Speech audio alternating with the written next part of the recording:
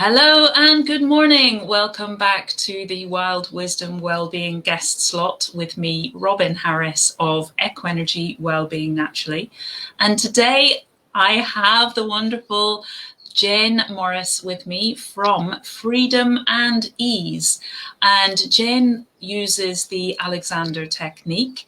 And I'm going to ask you, Jane, if you would share a little bit more about your own journey. First of all, if you would tell us a little bit more about you and then about your journey and why you just love the Alexander technique. It was lovely just looking at your website and seeing all the fantastic things that you share about it. So if you would tell us why you have been using the Alexander technique and what it's done for you. Lovely. Well, morning, Robin. Morning, everyone. It's lovely to be here. So I've been teaching Alexander technique. I was thinking, actually, it's almost 4 years to the day, I think, since I qualified. I think one day next week it is. And I tend to work with women kind of 40, 45 plus who are starting to struggle with lingering back pain. You know, they've tried many things and it just doesn't seem to be able to be resolved. And unsurprisingly, that's how I found the technique. So I struggled for many years with back and neck pain and stress. And I tried many things, particularly for the pain. And they absolutely helped me to kind of get through the week or get through the day. But I always needed to go back. And I was lucky enough one day for a friend to say to me, have you tried Alexander technique? And if I'm honest, I was really, really looking for something to help me. And I said, I've never heard of it. I'll do anything. What do I have to do? So she gave me the number of the teacher that she'd worked with, and I contacted that teacher. And I think what caught my attention about the Alexander technique was that it gave me hope that things could change.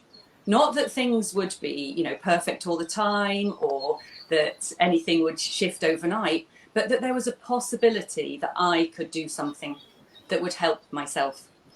And having been in pain for such a long time, it can be quite disempowering and often feel like you're kind of giving your power away to other people. Now, and it's not lovely that they help you. Obviously, it's absolutely marvelous. But having a little bit of something for myself is what caught my attention in that first lesson. And the reason it gave me that possibility of hope and change was that as the teacher worked with me, I was starting to do things without the pain. And I was like, this is interesting. This catches my curiosity. What is this? And the fact that I would be learning something. So I love learning. I'm a great learner. I'm endlessly curious. So it caught me in both of those ways. And I'd always prided myself on my brain. I kind of lived my life in my brain and I didn't have a lot to do with my body and I didn't really pay much attention to it. And so it appealed to that part of me as well, because I could feel my brain going, oh, we'll learn something, that's exciting. But at the same time, this sense of actually I'll have a much better awareness of myself and how I move and the wholeness of myself. So I was hooked. So I decided to retrain. And in fairness, I had been looking for a career change as well, but this hooked me. Obviously, I'd had a number of lessons, but not that many when I decided it, because it really did hook me fast. And you can train in Bristol. So I trained at the Bristol school where I live. And it takes 3 years. So I did that training part-time while working. And then just before I qualified, I decided that I would do the teaching full-time. And so I left my job and that's what I've been doing ever since. And I just love what you were saying about how holistic it is and the fact that it hooked you in from your brain. And we do often, don't we, spend so much time in our analytical head space and not connected to our body space. And while that was a hook in for you, oh, Alexander technique, I could learn something new, it might help me, that's very exciting. But it was connecting, it was also connecting your headspace to your body that so often we don't spend an awful lot of time listening to. And particularly, I think, possibly through lockdown, pandemic, being home-based, so many of us, and using things like kitchen tables and the sofa at home as our workspace. And I was just reading this morning an article that was written by somebody here in Abergavenny, Stefan Grabner, who's an Amatsu therapist, and he was saying it's largely posture, that our bodies are being held in unnatural postures that we're not used to, and then we get tension. And when we get tension, we quite often get an injury, a back problem or a neck problem or whatever, because we're not holding ourselves and moving ourselves in the ways that our bodies need. So the fact that Alexander Technique addresses all of these things, brings them together, uses them holistically, I think that's just fabulous. And the fact that you can experience less pain, a relief of the pain that you're feeling, and greater mobility, movement, all of these things. Yeah, and freer and easier movement, because I think that many of us, our thinking affects the way that we move, the way that we sit, the way that we respond in situations. Yeah. Absolutely. And so we work with in Alexander Technique, we work with our thinking and how that affects our bodies. But also, another thing that I love, we learn not detailed anatomy, but anatomy we call it body mapping. So if we have an idea that we're designed in a certain way, that's how we will move, because unconsciously that's what we're asking for, even though we don't necessarily know that we're doing that. And so what we learn is actually how we're designed to move, how we, what does our map look like now, and how might we get it closer to what it's actually like, where things actually are, how they're designed to move. And one of the things linked to that I often say to anyone that will listen, but to my clients, that sitting is like an Olympic sport. Sitting for 10 hours a day, it's like an Olympic sport, but without any training, because no one's told us how to do it. Without we spend lots of money on the right chair or the right setup, and then, as you say, if we're at home, we don't necessarily have those things. But actually, to have some awareness and ability to think about, well, how do I organize myself in these different settings, can then help in the way that you were just talking about, to make it a little bit easier, a little bit more comfortable. Also to remind ourselves to get up and move. How many times have you, well, I'll only speak for myself, but how many times in the past had I sat there and then all of a sudden thought, actually, I'm really, really, really uncomfortable. But I'd probably been uncomfortable for an hour or two because it took that long to notice. Whereas because we're developing our awareness and our understanding and tuning in with what's going on in the whole of us and listening for those signals, we pick it up earlier. So we can move a little bit earlier, or we can think, actually, oh, hang on a minute, what am I doing? Am I collapsing, or am I being drawn into the screen? Because I'm so curious about what's going on, but we've lost. Or because I need to see the faces on the Zoom. Yeah, or driving, can see the sign, all of those things.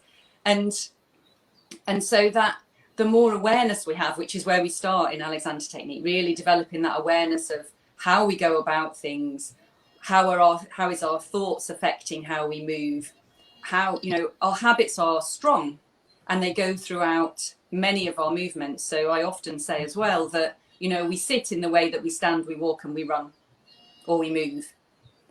Subtly different, but actually the habits will come through.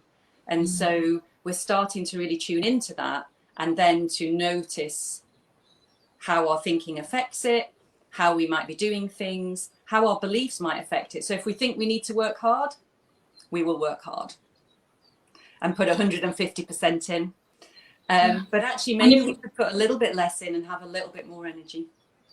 And I went, when I was in Bristol, to an Alexander practitioner myself to find out more about it, because I've heard about it and was fascinated by this whole concept. And because it ties in so well with what I do around beliefs.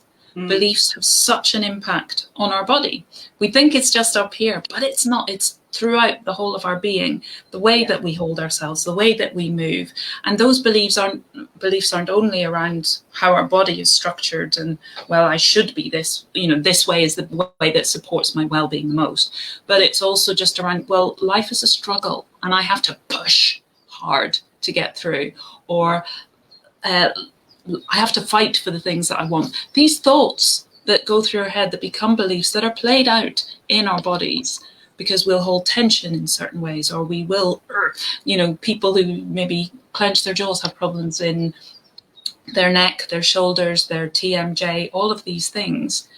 Perhaps it would be good to explore thoughts and beliefs around life, around the world, around our experiences that might actually be contributing to that. And then to find ways to address it, perhaps through something like the Alexander technique. And the woman that I went to, she was talking about, look at Fred Astaire. Fred Astaire is graceful and just makes it look like he's gliding across the floor with no effort whatsoever. But actually, like a ballerina or something, his muscles are so toned, but they're working in the way that they're meant to work. So there's the poise. It's not about, I must sit ramrod straight, but it's about what is my body, where is it in best balance, where is it working. And I love that idea of our bodies have this structure that is designed to work in a certain way and move in a certain way and hold itself in a certain way. And I talk about the body having a blueprint, and that every single cell knows what it needs in order to be at its optimum. But that's also true for the whole body. What keeps it in best balance? How does it work to its optimum? And then not only structurally in terms of our muscles and our bones, but the internal digestion, and can we breathe properly when we're sitting like this? All of these things, that holistic, I love it. Yeah, absolutely. And I think that that's probably one of the things that caught my attention as well about Alexander's technique, because as I said earlier, because it caught my brain, but at the same time, there was a thought that maybe my view of my body and my relationship with my body, because I very much thought of it as a separate thing, kind of, I'm living from here, the chin up, and everything down here is just kind of, it's like attached. It just gets me from A to B, doesn't it? Yeah. Well, and even then, quite often I thought not very successfully, if I'm honest. And so I think that idea that I might have a greater connection with the whole of myself and understand myself a little bit better and be able to be curious and interested. And in a sense, I love to solve puzzles, solve the puzzle of myself. Now, clearly that's an endless thing to connect with, and that's what's so amazing. Exactly. But that idea that I would know more and I would be able to be more of myself and more in balance and more poised and more comfortable more of the time. And that concept, I think, of working with rather than working against, that this body is a part of who I am. And when I can work with it, it'll be more comfortable. I'll be happier. All of these things, because it's all working in sync rather than the body's wanting this and the head's going, no, I just want to do this. But actually realizing that, well, when we support each other, I can do more of what I want and you get to do more of what you want in more comfort. Absolutely. Because I think, I call, when we get that kind of brain, I want to do this, I want to do that, I call it tight brain. Well, if you have a tight brain, we have a tight body. Yeah. But actually, and I think one of the things, and there may be other things that do this, but what was new for me in Alexander's technique was, even in the most stressful of moments, I found the remembering that I actually had a body and I wasn't just a brain helped me to feel a little bit more grounded, a little bit more present. Didn't necessarily make things any easier, but I could at least be there and the whole of me be there. And that was, if I'm honest, it was a revelation to me, to just kind of think, actually, if I can do nothing else when I'm feeling really challenged and really stressed, then think I can feel my feet on the ground and I can feel my bottom on the chair and I can feel my body. I am here and I am safe in this moment. actually it was phenomenal because I'd It's only ever stayed up huge. here. It's huge. And that's exactly the thing, isn't it? When we're all up here, our energy is completely up here. We aren't grounded and we're not centered. And although our thinking, we think, comes from up here, we don't have the clarity if we don't have that groundedness, do we? Because the thoughts are just scattered and they're going every which way. But to re-center them, bring them back down, bring our energies down. In the work that I do, we talk about bringing our energies down back into our core, being aware of our feet on the floor, our bottom on the chair, whatever that might be. And just, I am a person, I'm here as a whole being. And I need to look after myself rather than just be scattered, worried about things up here somewhere. And I think, like you say, it may not make things, the challenges that we're facing in that moment, any easier, but it gives us so many more resources to deal with them because we have better clarity and we know it's not the end of the world. It's no longer huge. It gives us, I think, a better sense of proportion, a better sense of perspective when we can do that. And just, yeah, and I think it's like a virtuous circle rather than a vicious circle. So the more I can work with my body, the more I can let go of tension, the more I can remember that I'm here, the more I can be present, the more actually I find there's space in my thoughts to notice if they're scattered, or to notice if actually I'm getting ahead of myself, or I need to just take a moment to think. Whereas for myself, when I was up here, that just wasn't possible. I was off and racing. I describe it as kind of being 3/4 of the way down the road before I even know I've set off. And I love that concept of being so far ahead of myself that I'm not connected nearly anymore, because that's something that I would have fallen prey to a lot. And sometimes when you get those moments of there's just so much going on and I have so much to do, I still find myself like trying to run too far ahead and then have to think, no, come back, I'm here. Yeah, and for me, it's always a work in progress. But I think Absolutely. that's also what's for me, I find interesting, is that there's always more to learn. There's always more to be curious about. There's always more to notice.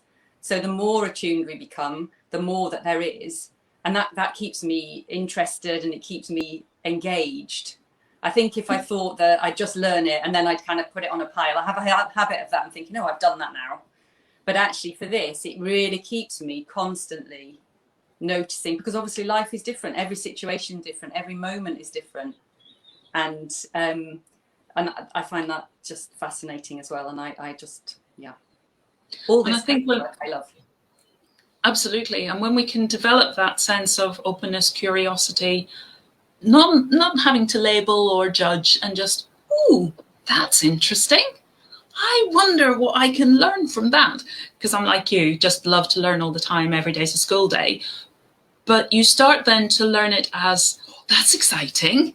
And even things that maybe before it's a problem and it's a big heavy weight, suddenly become, oh no, that's a challenge. That's something I could really get my teeth into. That's something that has so much to teach me. I have so much to learn, and I can grow and I can be even more me.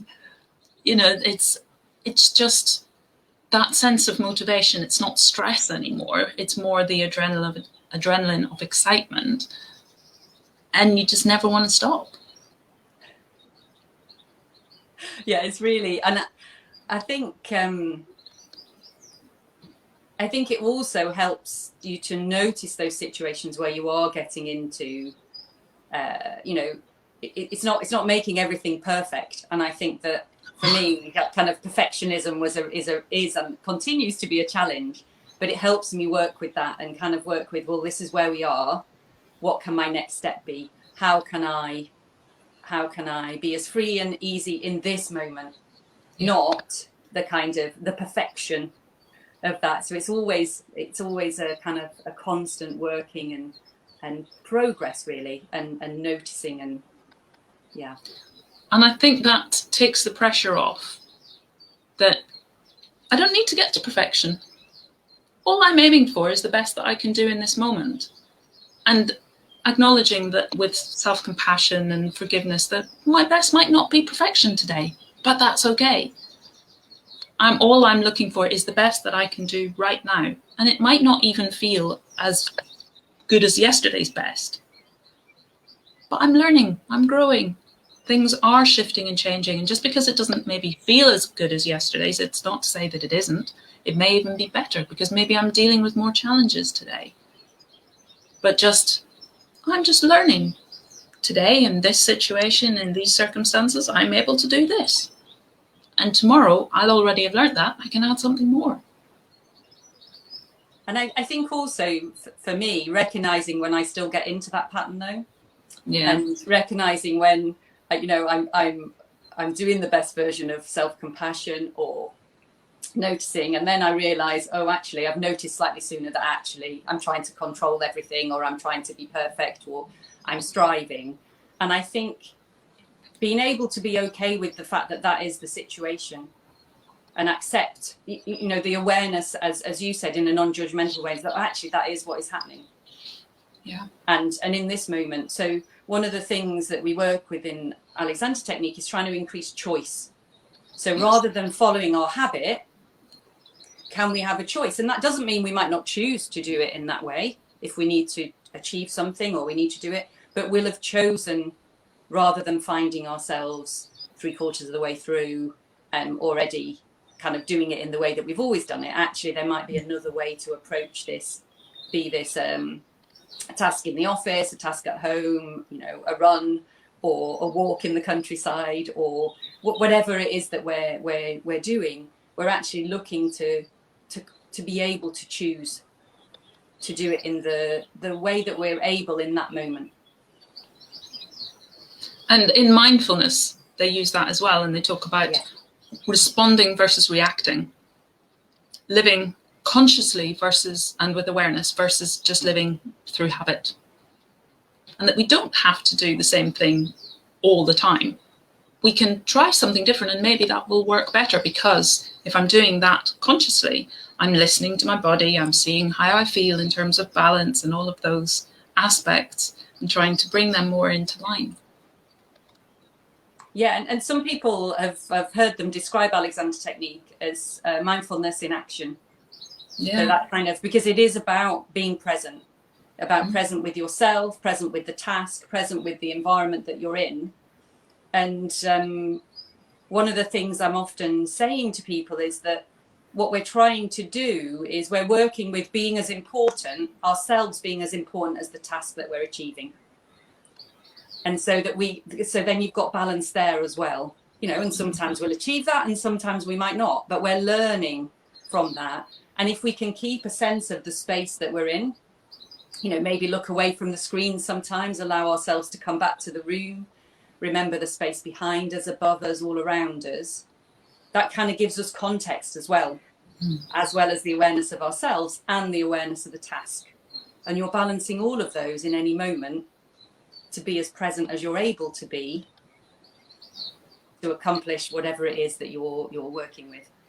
And like you say, with choice. So I might choose that for the next 5 minutes, actually, I need to just be completely task focused. But then after I've done that, I can come back and rebalance that by bringing in more of me. And I love as well that you're looking at the environment, because so often we just look in isolation. That's the way our society looks at a thing. So, oh, my shoulder hurts, or oh, my back hurts. And we just look at that pain in that area versus, well, what is my environment? What's my outer environment that maybe isn't supporting me? What's my inner environment that maybe isn't supporting me? How can I address those in order to support my shoulder, my back? And I think also we kind of look at all of that in an Alexander Technique session, but we'd also quite often, if someone will come to me with back pain, they might, after a couple of lessons, say to me, why are we working with my feet or my ankles? But we often work very indirectly because this doesn't always work, but this analogy works well for me. So if I think of a beautiful tablecloth laid out lovely and smooth on a table, it's absolutely beautifully, perfectly positioned. But if I pull one corner, it's not only the one corner that's pulled out of shape, it's the whole tablecloth. And so quite often we'll work it, the individual is working because we're teaching them, but we're working indirectly. So with back pain, we might be working with making sure their feet are really in contact with the floor. Can they free up their ankles or their knees or their hips? Do they understand where their knees and hips are so that we can bend from those places? So as well as looking at, well, how is it that when you carry out an activity, how do you do it? What can you notice about it? Okay, so what's not serving you so well now that you want to change? So for me, if I think about because I had back pain all over, but lower back pain particularly, and a lot of it was from sitting in a chair very slumped, but also when I bent from the waist, always. And obviously the overuse of that, so it's not that we're not able to move in that way, but actually the big joints is where we're designed to move from. So bringing that awareness that actually maybe I could be in the same chair, but sit a little bit more easily in that chair, because I can think about if I'm coming forward, I come forward from my hip joints rather than from my waist, which would have been my habit.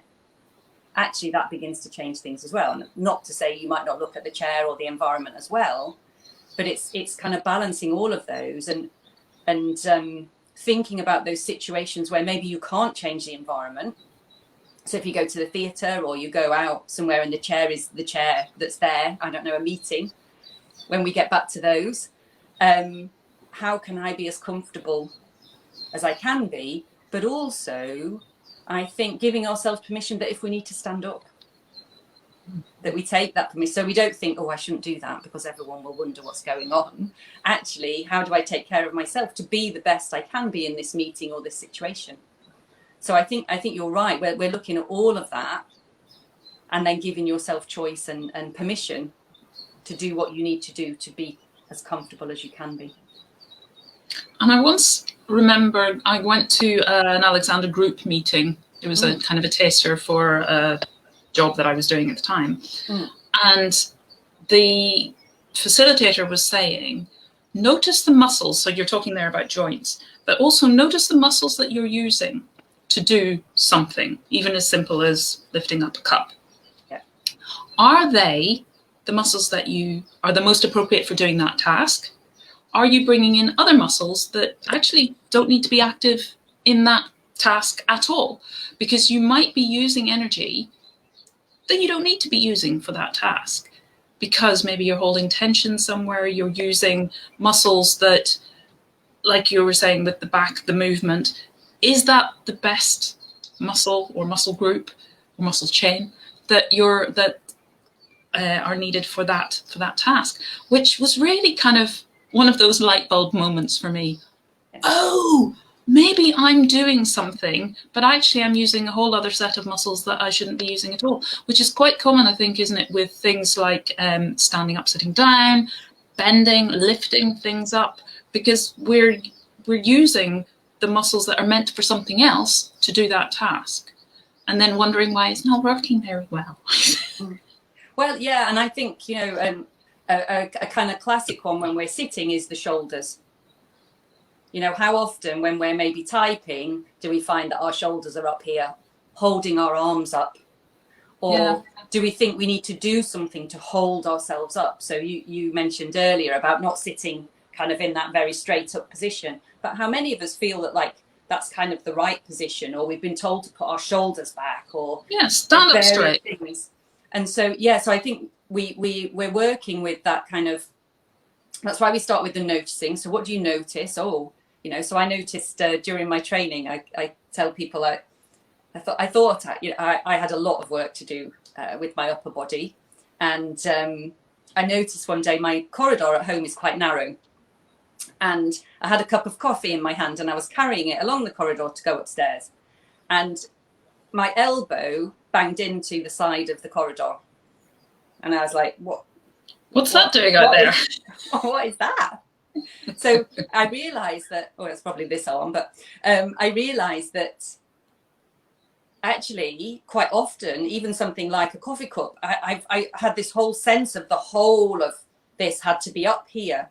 And actually oh, that's quite interesting, or I could let go. So sometimes our environment also gives us that feedback, because, you know, I kind of came in contact with it and I hadn't noticed that at all. So absolutely, we use, you know, it's not that muscles don't need to work. Absolutely they do, like in your example with Fred Astaire. But it's allowing the right parts of us to do the jobs they're designed for. And, you know, not our shoulders not thinking that they need to hold us up all of the time by being up here, or our bottom doesn't need to be clenched the whole time to keep us upright, or our toes don't need to curl to take hold of the floor. You know, all these different things that, as you become aware, even being aware of it, you can then kind of go, oh, do I need to do that? And that's a great first step in terms of beginning to change and be able to do something with perhaps a little bit less energy. And then obviously the use of different muscles then changes and shifts, as well as using the kind of big joints for the jobs that they're designed for. It all just becomes such a fascinating, never-ending. Oh, we've lost you, Jane. Oh no, it's all gone a bit wrong. Hang on a second. Lost the picture. There we are. Sorry, I was trying to get You've gone again. off the screen. I'm here. Apologies. I was trying to get rid of something off my screen that was covering you. That's the problem, isn't it, when it's touch-sensitive screen? Thank goodness all we lost was your picture. We didn't lose you. But yeah, just interesting. It's a never-ending learning possibility, isn't it? And growth possibility, and interest and curiosity. There's always something more to explore, always something more to learn about me, always a new way to support myself by changing something that I do, trying it a different way, seeing what works. And I suppose as we grow and change, that will grow and change as well. Would that be the case? I think so, because I think that the more we become aware, so to start with, we notice the big habits. So the big things that we kind of, you know, that, so for me would have been shoulders up by my ears, head back, bottom clenched, you know, that kind of, those big habits that came through in everything that I did. But then as you start to learn to kind of pause and let go of those, then you start to notice things that maybe are a little bit more subtle, or they may have always been there, but they might be the next layer down, as it were, the next layer underneath. Or you might notice that it becomes situational. So if there's a particular thing that you find challenging, so for me, I find hoovering quite challenging because I'm not that keen on it. But what I notice is that it also depends on the kind of how quickly I think I need to do it. If I can actually pause before I begin and think, okay, I am actually choosing to do the hoovering, as opposed to thinking I have to do the hoovering, then there's a whole different sense of myself before I even begin. Now, I use that as a kind of simple example because I think many people probably feel similarly about the hoovering. But if you think about other things, you know, tasks within your job, are there tasks that you come to it thinking, brilliant, I can't wait? So what do you notice about the way that you come to that then? How do you feel? What's happening within yourself? How's your balance? How's your poise? Versus, oh, I've got to do this thing now. Well, actually, if I can pause before that, notice and think, oh, okay, I don't have to like the task. I'm not suggesting we may become that we enjoy it a little bit more. But if I can pause and think, actually, I don't need all that extra tension to bring to the task, as well as the fact that the task I've got to do, actually, that also starts to help to shift things and change things as well. So, and I think often we might not know, you know, some people do, it depends. Everything is very individual, but I know for myself, it was those big habits first, and then it became the subtler and the more underlying ones that I started to notice. And also then noticing, oh, what's happening? So I'm thinking about this, and I'm not even there, and I'm already, my jaw is tight, and I'm not breathing, and I'm not even present in that thing, and I'm already exhibiting probably what's going to happen.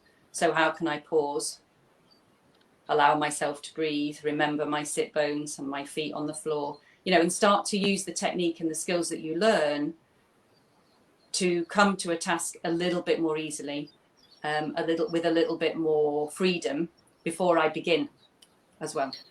That's so huge. I've actually just been on a call with a client, and that's exactly what she was experiencing before she gets to work. This could happen, this could happen, this could happen. And she said she's going in there preparing for every single possibility that she can bring to mind. She's already dealt with them before she walks in the door. Only when she walks in the door, none of them happen. It's something completely different.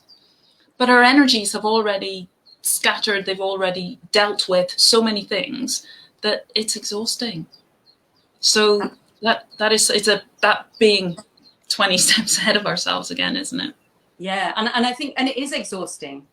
And I think that also we're then not as equipped to deal with what actually does happen, because we've already used so much energy thinking about what might happen, but also kind of holding that tension that comes with that thought of that fact that these things will happen and what will I do? Yeah. And so will I be able to cope? Yeah, absolutely. And so I think that one of the things people often notice when they learn Alexander technique is that they feel like they have more energy. But I think it's because they're perhaps directing their energy to the things that they wish and need to direct it to, rather than that excess energy use kind of ahead of time or even in the moment. It's such a common thing, isn't it, that people feel lacking in energy, they feel exhausted, they feel tired all the time, they're not sleeping well, and it all kind of starts to build from there.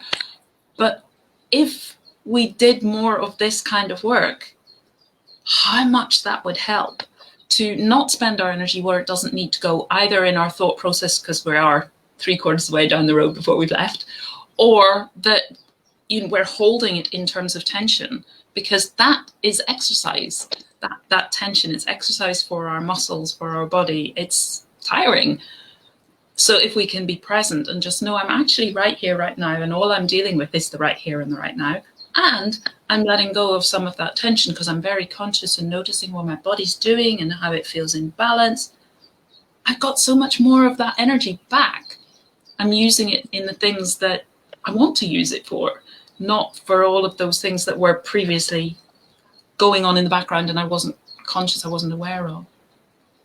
Absolutely. And I think that, well, I think of it as liberating. Absolutely, I agree. Yeah, liberating myself, and even when I'm having the moments where I'm like, actually, this is still challenging. I'm still working with it, thinking actually, but how much further am I on my journey, and how much more kind of liberating of my kind of sense of myself and the energy that I have, and that ability to then be able to use it for what I want, rather than having used it without even knowing that I was using it.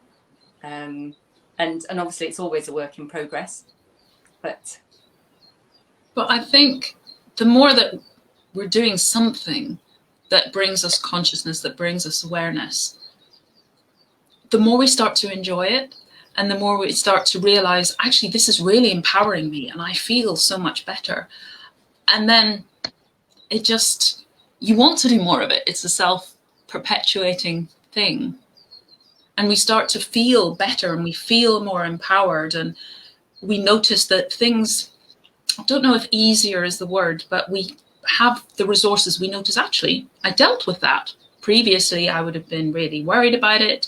It might have actually brought up fear or whatever within me. But today, I just maybe not sailed through it, but it was an awful lot less arduous and draining and exhausting and overwhelming and all of these things than it had been previously. And yeah, and I think that draws out a really important point that I talk to with my clients about the importance of practicing. So I always give homework. I even call it homework, even though not everyone likes the idea of homework. But because you're learning with Alexander technique, actually, the more you're able to practice, the more you're able to experiment in outside of the lessons and the sessions that we have, the more that you will become aware, the more that you'll be able to apply, the more that you'll learn. And as you say, yes, I find that people are very, well, myself too, we're motivated by the fact we see results. We start to notice. But one of the flip sides of that, which I think is often challenging to work with as well, is that obviously the more we pay attention, the more we notice. And so there's a risk then of going, oh, I've done that again. But actually, what I try and say is, no, every time we notice something, we have to do a little happy dance and a celebration, because we've noticed it. So now we can do something about it. Rather than it being disempowering, actually it's empowering, because there's now a chance to go, oh, I do that. That's interesting. Rather than sailing through and not noticing and not being able to. So, but it can sometimes be a fine line, because we can start to notice many, many, many things that perhaps we didn't know we did, and notice them repeatedly. And so that's where I think the thing you mentioned earlier of that kind of self-compassion and self-kindness, of knowing that habits are strong, but we need to welcome them, because they've helped us. They've got us where we are. Just because we might want to choose to have some new ones and to change some of the ones that aren't serving as well, doesn't mean we shouldn't celebrate the ones that have got us here and then say thanks, but for now I want to do it this way. Or I sometimes talk about like letting them go on a little holiday somewhere beautiful they'd like to go, while you experiment with something different, just to try and keep, I mean, often I say things that are a little bit silly, because I think that lightness you can bring helps with learning, because it's really hard to learn when you're really serious and you're kind of wanting to get it right, because all of our habits come in then. When if we can be light and playful with the fact that that's the 500th time I've noticed that, yay, 500 celebrations as opposed to 500 commiserations, and another holiday for that habit, we can then kind of continue to learn and continue to move forward. I love all of that, and that's probably why I love what you do so much, because that's exactly the sort of things I say to, use humor, laugh with yourself, so that, oh, there I've gone 500th time, yay! And celebrating those, they may not feel like wins always, but celebrate the little wins, mark the movement that you're making forward, because otherwise if you see 500 times, then you think, oh my goodness, I'm getting nowhere. But also for me, it's remembering that when something, maybe we feel, oh, I've dealt with that already, why has it come back? You're dealing with a new aspect of it. It's not the same thing. You have actually moved forward. And it's that celebration of, like you were talking before about, maybe I have these big issues that I notice them first. And then they're the subtler ones. So the big issues maybe were masking the other ones that were underlying. So maybe I've noticed the upper layer. And then when I'm able to send that off on its little holiday, I notice the next layer. And it kind of looks similar, but it will be different. There'll be something in that is new. And yay, I've noticed something new to deal with. It's that kind of challenge, isn't it? It's that, like you say, the fine line of, oh, I'm noticing all of these amazing, incredible number of things now. Before I came with my back, I thought it was just my back. And now you're telling me it's not just my back, it's my neck, it's my shoulders, it's my hips, it's my knees, it's my feet, it's my ankles. It's everything. It's my beliefs, it's the way that I move.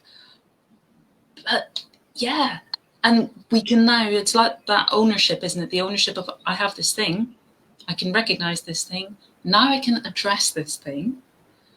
And I have ownership of the tools I'm learning. I can make them my own. I can use them in the way that best serves me. So, yeah, it is that self-compassion, self-forgiveness, understanding, being gentle with ourselves. It's okay. But also the laughing. Oops, there I've gone again. That's okay. I've learned something because I've spotted it again. Maybe I've spotted it earlier this time, or whatever it is. It's never the same thing, is it? It's always something new in the thing that we notice.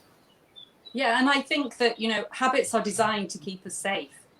So it's not surprising that in a common situation we might face, that a habit might come back.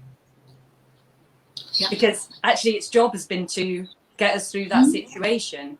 And so I think that, yes, it is likely to be different, like you say. It's that you're likely to notice something slightly different. Maybe you notice it sooner, maybe you don't.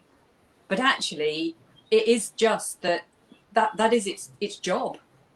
And so noticing that actually, wow, my body and my brain are trying to keep me safe. They're trying to help me in this situation. But now I have the option to choose something different. And that's it, that everything our body does, whether that is dis-ease, pain, whatever it might be, it's always just trying to keep us safe. It's not attacking us. It's not going wrong. It's actually doing what it's meant to do. And when we can start to appreciate that and kind of forgive the discomfort of that and be open to exploring, okay, so what is it you're telling me? Maybe the language is something I'm not comfortable with, but okay, I'll accept that that's what you're doing, and I will thank you. Thank you as well for carrying the stuff that you've carried until now when I'm ready to hear it. In all of those habits that you've been holding for me. Yeah. And the fact that habit is something that we've done, as you say, a lot of times. So the neural pathways are quite strong. It's like a groove that we can easily, if we're not being conscious, slip back into. And it can be good to focus our attention on where we want to be rather than, oh, there I go again, there I go again, which is almost kind of reinforcing that pattern. An old habit being harder to unlearn than a new habit is to create. So being the energy that we want to have and using visualization. Do you use that in Alexander technique? I don't personally, but I don't know if other teachers do, but I don't tend to. But I can see how it can be very helpful depending on what it is that you're working with. And even just when you were talking about the muscles and the bones and how they need, what they are structured and designed to do, even possibly doing that in our heads or picturing, okay, so that's how, right, so I could do it that way. It's still an aspect of visualization, isn't it? Yeah, I suppose it is in a sense. And I get people to kind of go, well, where is it? So what can I feel? What's happening? And we start with kind of, well, if we were talking about arms, let's say, so, what I'll ask them some questions about, how many bones are there and where do you think they are and what does it feel like and how does this move? This is quite different from what we might imagine. And then we might be going, oh, well, and what does it actually? Oh, yeah, so quite often, if we're holding tension, we're kind of making ourselves smaller. And quite, often we need to remember that we've got depth and substance. So we might do that by going, well, actually, I am quite deep. Or I might show somebody a picture of like how many muscles and organs and other things there are in the torso, because it endlessly amazes me how it all fits in. But then that gives you that sense of solidity as well. And that, so it kind of depends what we're dealing with. So I suppose there is an element of visualization in that, in terms of showing them something and then thinking about, well, what is it like in me? Well, it gives us a greater understanding. Yeah. My mum used to have this amazing book when I was a child that was a set of transparent pages, basically. And you would have the skin on one, and then you could put the bones over it, and then you put the muscles over it, and you put the internal organs over it. And you saw how it all fitted together, and you could pull bits to, right, I want to see how this relates to that and how this relates. I've always, since being able to just flick through that as a child, had this fascination with anatomy. I've got books on the thing, books on the subject, because I just absolutely boggles my mind how the body has evolved in the way that it has and all the things that it does for us. So I think, that this obviously just appeals to that part of me that we can learn even more. Me too. I was like, oh, it's so exciting. I'm looking up at my shelf because I've got a pop-up book of the body that sounds quite similar to that, where you can open parts and see how it fits in. And you can get those plastic models, can't you, that you can see this is how the liver fits in and the stomach fits in and what goes through the diaphragm, what's below, what's above, all of these wonderful things. Fantastic resources. I just have a little skeleton called Terry sitting up there. He's just a skeleton, but to show how things are designed to move, he's very flexible. And when you can see the bones and knowing that the wrist is made up of lots of tiny little bits just within that small space, and then you've got all the bones coming out and the knuckles and what's going on inside there, and the fact that you've got two bones in the lower part of the limbs and how those then interact. And how they help you to move in different ways, and and how, you know, there are multiple ways of doing different things, but absolutely it's the amazing design that allows us to have these range of movements. And so and the different kinds of joints that we have. Oh yeah, they're just endlessly fascinating. The knee in particular I love because it's a very special joint. Yeah, it's interesting. I've had problems when I was a child with my knees that you were supposed to grow out of, but I carried on into my teenage years, and then it was discovered that my insteps had fallen, my arches had fallen, so obviously that impacts on your knees, which impacts on your hips, etc., etc., etc. So it's all interesting stuff as to how our body, the song about your knee bones connected to, yes, but how that really is so true. Absolutely. But one last thing I wanted to ask you about before we finish is, you mention in your website about how Alexander Technique helps not only with physical structure and movement and ease of movement, reducing of pain, but also helps to reduce stress. That's a passion of mine. Can you tell us a little bit more about how this supports stress levels, or reduces stress levels? So I think it's quite similar to how we've been talking, actually. So it's noticing so we work with the body and with the thinking, but if I think about when I'm stressed, there is a particular pattern of tension that goes on in me. So if I start to notice my shoulders coming up or coming in, or I feel tight here, or I notice that I'm kind of holding, actually that's starting to tell me that something's going on. Or indeed, if I'm kind of, my brain is racing, I'm really kind of, I've got to do this, I've got this, all of that kind of, we're on that kind of treadmill. And I think that the way that it can help, firstly, it can help because you might start to notice what's going on in your body or what's going on in the racing and think, oh, hang on a minute. So that awareness helps us with that because we might spot it sooner. I think that it can help in terms of, we learn how to let go of tension. We learn how to pause. And I think that what I mentioned earlier about just remembering I have a body, because more often than not for myself, when I'm stressed, I go up here and I forget everywhere else. I'm just in my brain. I'm just all about what have I got to do? I've got to get that list done, and I've forgotten this and I haven't. And so it's that kind of reconnection of the whole of myself, the pausing. We use these, we can use instructions to kind of let go of tension, to allow ourselves to be more expansive. And I think that then creates that virtuous circle that we talked about, that as our body calms, it sends a signal to our brain that actually we're calmer. We're not, we're not stressed because we're not doing stress pose. We're allowing to let go. And so I think that then, the way I kind of have experienced it, and I work with people, it just creates a possibility of a break in those thoughts and a break in that.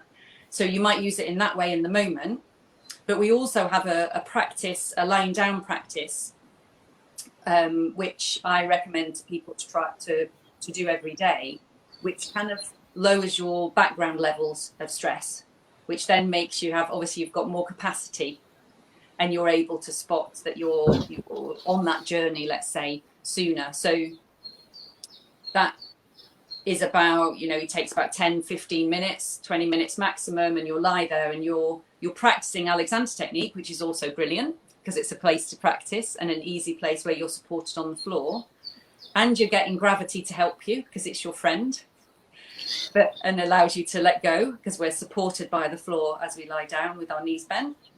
And we have our heads on the books, but I'm not going to talk about that in detail. But also it's that pause. It's a true pause. It's a time to take a moment. And so we're using the same tools in a kind of background lowering way. And then we can use the tools in the moment if we find that we're feeling very kind of on edge, or, people will notice their own responses and what their version is. But for me, I'm always slightly forward. I'm always kind of, my shoulders start to come. I can feel that tension. And so now I spot when I'm kind of here, oh, hang on a minute. I'll just pause. and allow myself to come back. I'll just allow myself to moment. I might use a suggestion to myself that I have time. And even just telling myself I have time begins to allow me to work with that. And so we do it in that way, but we do very much work with that kind of how the thinking affects the body and how the body can affect the mind.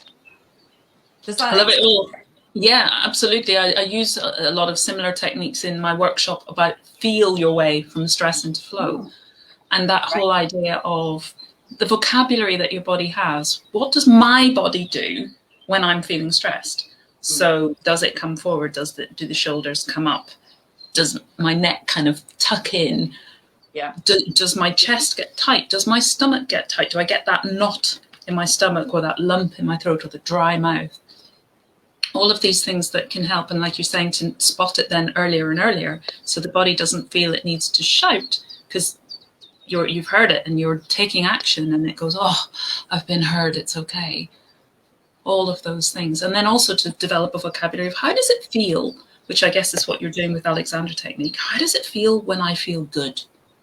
When I have learned how to support, how my balance works naturally, how my body works naturally, how to use the joints and the muscles in the way that they're meant to be used in terms of the posture, but also in terms of when my life feels like actually it's coming together, my brain and my body are working together. All of these things, how does that feel? The flow and the expansiveness. I love that concept of that expansiveness. Actually, so much more here at my resources, my fingertips that I can use. So that's the sort of thing that I look at in my workshop. So it sounds very similar. It does sound similar. And I think that one of the things about Alexander Technique as well, you said about that kind of what's the language of my body? What is it that how does it present for me? And I think that that's very much Alexander Technique as well. And then what we're also working with is what is my language of my brain?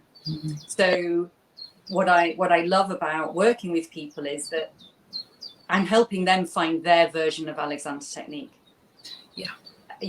I thought when I started learning, I would just learn what the teacher told me because I'm a very good student and it will all be fine. But actually, I'm learning. So what are the words that work for me? So quite often I'll be trying different things. I'll be getting people to explore, well, when is it that, so for me, it might be, can I let go? For someone else, it might be a completely different phrase.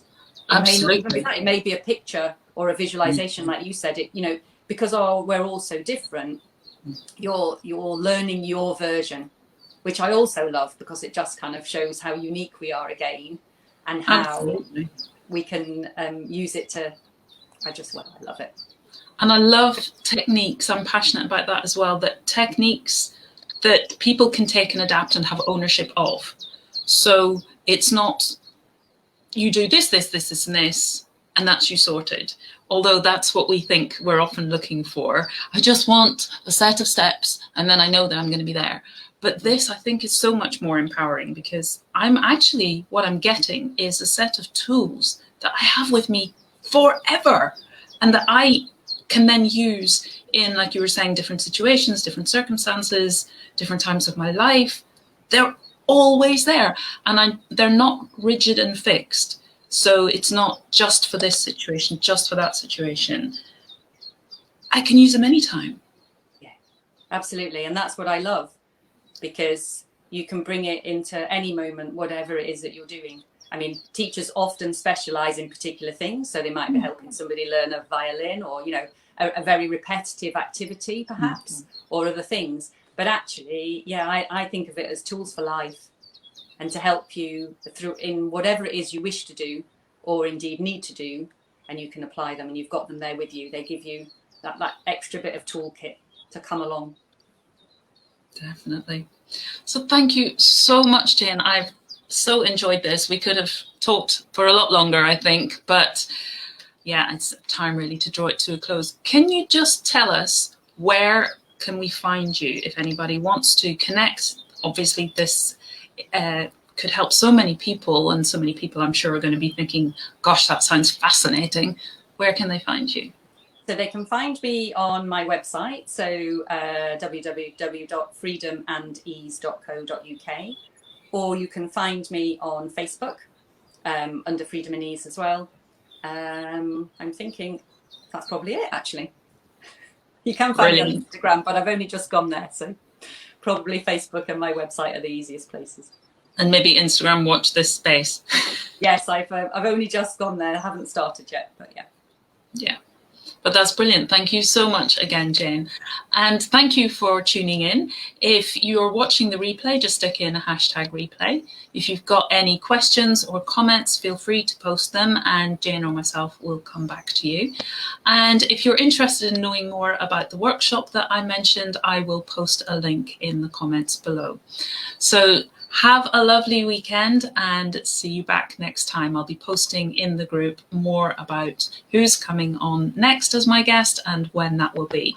And feel free to invite anyone along if you think that they would also enjoy these lives and the posts that I share in the group.